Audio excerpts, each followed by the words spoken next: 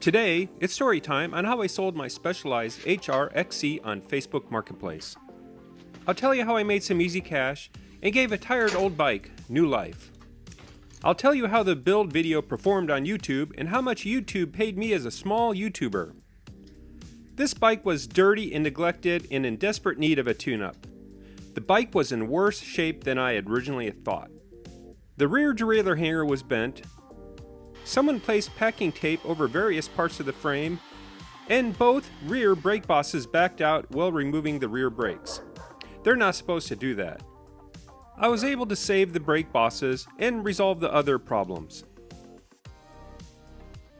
This will end up being a good bike for someone. Let's review the costs. The bike was $25.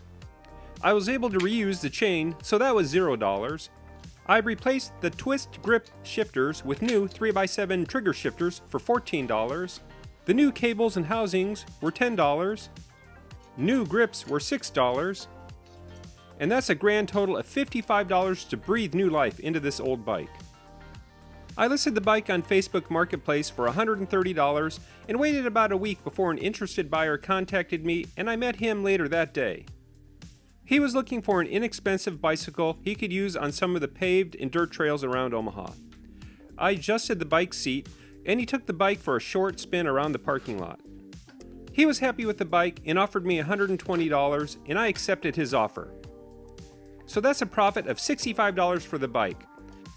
I was happy, he was happy, and my wife would be happy that yet another bike was out of the house. But wait! Let's see what YouTube paid me and how the build video performed. This video was a flop and only received 164 views and added one new subscriber, and YouTube paid me a total of 96 cents. So my real profit is up to $65.96. I'm not going to get rich doing this, but I enjoy giving new life to old bikes. If you made it this far, you're a true champion. If you enjoyed this video, show that thumbs up button some love and subscribe for more bicycle flipping content.